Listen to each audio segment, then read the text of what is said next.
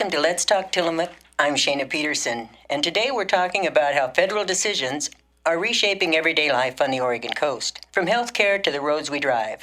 Joining me is Cyrus Javadi, State Representative for House District 32, a dentist based in Tillamook, and Vice Chair of the House Committee on Healthcare. Cyrus, thanks for being here. Glad to be here. Cyrus, you wear a few hats: local dentist, state legislator, Healthcare Committee Vice Chair. Tell us what that combination looks like in practice and what your job as representative actually involves for rural and coastal communities. I think it actually makes me a better legislator. 4 or 5 days a week I'm in the dental office meeting with people from our community, from all over Tillamook County, and I hear firsthand from them about how medical care is getting super expensive. They can't afford their medications. They may be losing their insurance. They have longer wait times. It's very frustrating for them. And it stops being just statistics at that point, because we hear 1 out of 3 people have Medicaid, for example, or that most people have seen premiums increase. This stops being just a number. Now it's really the people we live and we work with in our communities, the kids that go to our school. I take that information when we go back to Salem, and I sit in the healthcare committee, and we work on things like, how do we make healthcare more affordable? How do we help our hospitals that are running on razor-thin margins? What do we do to get more providers into our communities rather than around I-5 and in the urban metro areas? And then we, because we have a big district, we stretch from Clatskanie to Astoria, and then from Astoria all the way down to Anesquin at the bottom of Tillamook County. And rural Oregon, like we all know, is a lot different than it is over in Portland in the metro area. We have different challenges. And so we need to make sure that the problems we have on the coast are well represented out there in Salem, that the problems we're working on, the solutions will actually work for here in Oregon, because if we lose a hospital, for example, it's not just a little inconvenience. It's another 1 to 2 hour drive. If we lose maternity, we have over 200 kids here in the community. It's a big deal. Where do moms go now to have their kids? Where does our aging population go for their health care? So that's a way that I think my experience as a dentist overlapping with being a legislator has really served a good purpose. Okay, well, Congress passed a sweeping budget law last year that cuts nearly $1 trillion from Medicaid over the next decade.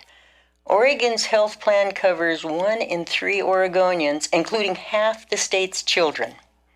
And rural hospitals up and down the coast already operate on razor-thin margins. What does this mean for people here? And what is Oregon doing to protect access to care? Well, that's another good question, and you're right on.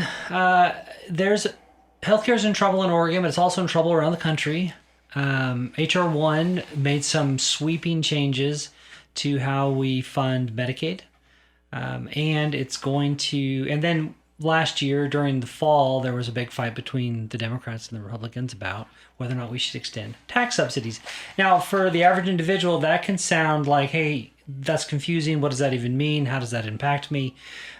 For a while now, our communities throughout Oregon have seen reduced funding for hospitals, and that's usually come through the mechanism of lower reimbursement rates. So, for example, on the coast, in our district, we have 3 hospitals. We have Tillamook, we have Seaside, and we have Astoria. All 3 of those hospitals receive their revenue from really 2 or 3 main streams. One comes from people who have regular insurance through their employer, or maybe they bought it on the marketplace. The second comes from Medicare. So anyone who's over the age of 65 qualifies for Medicare. And then there's Medicaid, right? Everyone who can qualify for it should, and then they're able to access basic health care. Those people are usually between the ages of 0 and 64 years old. Now, because we're on the coast and we don't have a lot of big employers, we tend to be, our hospitals and our doctors' offices are more reliant on Medicaid and Medicare. So take the Adventist Hospital here in Tillamook. 70% of the revenue they receive comes from both Medicaid and Medicare. And the other 30% isn't entirely from people with insurance. A lot of it comes from people who are just paying out of pocket because they don't have insurance. Same thing goes for Seaside and Astoria. So when we make a change to a program like Medicaid and we say, well, we're going to have less funding coming in, our hospitals, like you said, that are already running on razor thin margins, are now looking at even less money coming in the door because we're going to slash funding for something like Medicaid. And that puts hospitals in a really tricky spot, because if they're already on razor thin margins, and most hospitals in the state of Oregon are actually losing money every year, now they're going to lose even more. It's not long before they can't afford supplies, they can't afford labor, and therefore they can't stay open. And then a community loses their hospital. And so that's what the risk is right now. We could in the future lose hospitals along the coast, and I'm not saying that we are. I think Tillamook and Seaside and Columbia Memorial for now are fine, but they can only take so much abuse and cuts before the economics of it are what they are. It's a scary time. No, it's really scary. Yeah, it's $1 trillion that's being cut, and that $1 trillion is money that goes to pay for healthcare. That's not money that's going to pay for hospital admins and OHA and government agencies. That's money that's meant to make sure patients get the treatment they need and the doctors are available and provided reimbursement for it. But even something like Medicaid, when you look at that, if a doctor normally charges $1,000 to fix your broken arm, and that could be more or less than what it costs. Medicaid, when he signs up for it or she signs up for it, agrees, he accepts to receive something less than his $1,000 to provide that service. And in many cases around the state of Oregon, the cost of providing the service might be 30 to 40% of what it actually, or the price they can charge is actually 30 to 40% of what they would normally charge, which is often much less than what it even costs to provide it. Meaning the cost of, like in my office, to do a certain procedure, the cost of the staff, the cost of the equipment, the cost of the supplies are more than what you're actually getting for the service you're providing. Exactly. And so cuts even more than even further than we've already cut, that can't be made up other ways, mean the hospitals are in a more and more dire financial situation than they were, and those are the realities that we're facing. You were the only Republican to vote for the transportation funding bill that became Measure 120. A vote you said at the time was worth your seat. Voters rejected it by a wide margin, 83% to 17%. Why do you think that happened? And now that the measure has failed, what does Oregon's transportation funding crisis look like for ODOT, for coastal and rural roads, and for communities that depend on those roads being passable? Oh my gosh, great question again. Our rural communities depend on our roads, right? We take them for granted. We drive on them all day long, but we need them. A lot of our communities are connected to Tillamook by one road, and if that road is closed because of a landslide, or if a culvert washes out, that community then can be disconnected from emergency medical transportation, from getting to work, from getting to school. And when I ran for office in 2021, 2022, one of the things I heard a lot from the community members was, please fix our roads, especially Highway 6, right? And anyone who's driven over Highway 6 knows that it's not in great shape. Highway 26, not in great shape. Huge bump in the middle of the road, looks more like a ski jump than it does a bump in the road. Has ruined cars, cost us lives. Highway 30 becomes, just like Highway 6 and 26, becomes iced over every winter, and there's accidents there. Then you have Highway 101. You've got the road that connects Sand Lake and Pacific City that's fell off the edge of the earth there. We've got 118 bridges in Tillamook County that are old, beyond their normal lifespan. So the road infrastructure on the coast, regardless of where you go, but especially on the coast here in Oregon, is not in great shape, and we're barely holding it together. So when the proposal came up in 2025 to get more money to fix these roads, I thought absolutely we need to make this investment. What's it going to cost us? And so I did vote yes, because I thought the investment that we needed for our roads on the coast to make sure they stay open was there. And it was a tough fight. It's a 6-cent per gallon increase meant about $2.50 per driver per month. About the cost of a candy bar, which for some members of our community, that's, they don't have that laying around. But I also thought missing just a 1 hour of work because of a road delay, or when we saw Trash River Road closed for 3 or 4 days over the Christmas season, that was 3 days of work they couldn't get. That was food they couldn't get. That was they couldn't get to the hospital if they needed. That was worth the $2.50 it might cost.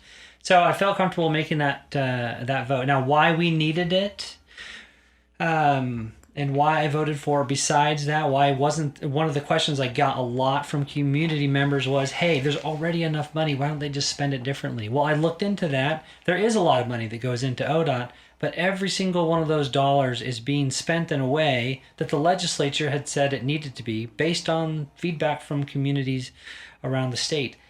Is there a little bit of extra money? Were there some things that could be cut? Yes, and we looked at those, and some of those changes were made.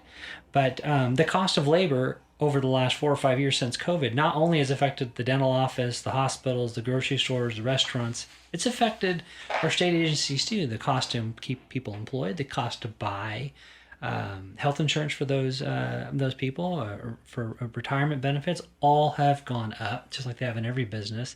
So they had less money coming in to pay for that. At the same time, they had asphalt, steel, concrete, all that was going up in price by huge chunks, 80 to 90% on some of those materials. Yeah. Labor had gone up 50 to 80% for people. And the amount of money that the state was bringing in from the gas tax hadn't changed since 2017. So there wasn't enough money coming in. Plus, people are buying less gasoline because cars are more fuel efficient. So less money overall meant less money to spend on projects. And when you go and you talk to Tillamook County and you sit down and you say, what's your budget like? They'll tell you right away that less than 50% of the money they receive comes from the gas tax. And this is in a state where the Constitution mandates that all the money that we spend on roads must come from a gas tax. So we have the gas tax money that was only making it 50% of their budget. That meant they couldn't fix all the roads, pay all the people that we need out there running our roads and streets. And then they used transient lodging tax dollars, and they were using timber revenue. So they were cobbling together money from wherever they could just to be able to meet the demands that we put on the road right now. And it's still not enough. So people didn't want to vote for that. So the response from folks was, no, we don't want another tax. So the legislature stuck their necks on the line and said, we're going to pass this through because we know we need it, even though we know passing a tax increase is unpopular. The Republicans challenged that vote and that bill, and then they went to the voters with a petition and said, let's send this to the ballot and let the voters vote on it. And I respect that choice. They gathered enough signatures and it went to the ballot. And then, of course, and when May came around, the voters had their opportunity to vote. But at the same time that they were voting on a 6-cent per gallon tax increase, they were also going to the pumps and buying gallons of gas that were now $1.50 to $2 more per gallon than they had been 4 months earlier because of the war in Iran. And then you have the healthcare costs we talked about a minute ago. People have lost their tax subsidies and credits for their plans. So now, instead of a plan that was costing a 60-year-old couple $500 a month, was now costing $2,500 to $3,000 a month. So a 6-cent tax increase in this environment had no chance of passing. Right. And the future of it means that we still have the same problems. We don't have enough money to fix our roads. Our roads are falling apart. Our bridges are not going to hold up. And we have got a lot of work to do there in the case of an event like an earthquake that would send them crashing to the ground. But also, just the next big storm could wash out a bridge. And that means we've got to figure out how to fund the roads, which means going back to the legislature, making whatever cuts we can in a tough budget year, but then looking at how do we get more money to our roads. And honestly, I don't see a way that doesn't involve some type of increase in a tax, unless we change a whole lot of other things about how Oregon taxes, like a sales tax, fixing property taxes. Those things are going to have to be dealt with and addressed if we want to do something different than raising a gas tax, even 1 penny. Yeah, exactly. Mm-hmm.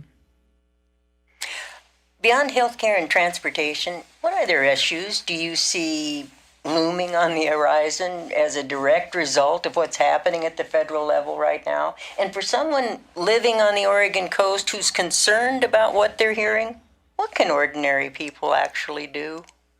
Yeah, I think the biggest issue facing the Oregon coast, as well as Oregonians just in general, is going to be what are the impacts that these changes and these policies are having, that are being made in Washington, D.C., are having on our local economy.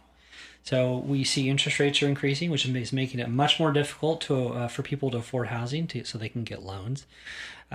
We see challenges because of that are affecting disposable income. So people have less money to spend on eating out. They have less money to spend on clothing and or even just basically on food. So all the income that we need to run an economy on the coast, which is more and more becoming a tourism economy and less a natural resources economy, just as those dynamics shift and play out. We're seeing that change, and there's a lot of pressure there. So I'm concerned about the economic impact of the Trump administration's policies. And so we need to, at the same time that we see a budget crisis at the state level, so less economic help and support for people through grants and tax credits, et cetera, from the state. So I'm concerned about that. I'm concerned about the impact of the HR1's changes on our food security for our members of our community. Meaning, along with changes to Medicaid came changes with SNAP. And, 56% of the children in our community are enrolled in Medicaid, which means they qualify likely for SNAP, which means their homes are dependent on supplemental nutritional assistance from the government. That's at risk too. So now we have a food security issue. Our food banks are facing rising costs from the cost of transportation to get food from A to B, and because of the impact of the Iran war on the supply of fertilizer, farmers have less income to spend on fertilizer, which increases crop yields. So that's going to mean less food available, which means higher prices at the food store, less SNAP benefits available for people to buy it. And so I'm concerned about food security at the same time that we're worried about how will the economy hold up? Will people's jobs be in jeopardy? And then, and I briefly talked about it, like the cost of interest rates, but just housing in general continues to be a massive problem for the coast. People can't find places to rent, and if they do find someplace, it's out of control. The average Oregonian needs $130,000 in income to afford the average home in Oregon. And the average income in Tillamook County is around $60,000 to $70,000. So we have less than half the income we need in order to qualify to buy the average home in Oregon. And we know the prices of houses on the coast of Oregon are already more expensive than the average price of a house in Oregon. So we have some really unique challenges. It feels like anytime there's a change to any type of government program or economic need, the impact is always magnified on the coast or in our rural communities. Cyrus, it's going to be interesting. And so what people can do about it?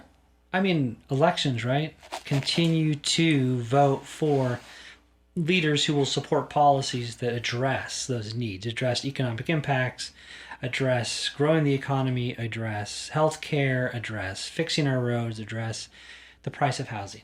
All of those things, right? We need good people that are doing that, and then we need to do our part to go to work, create jobs, be supportive of our neighbors, and do the best we can to continue to grow the economy here on the coast and meet the needs that our community has. Thanks for joining us, Cyrus. Happy to.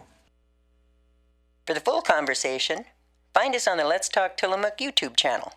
I'm Shaena Peterson, and this has been Let's Talk Tillamook.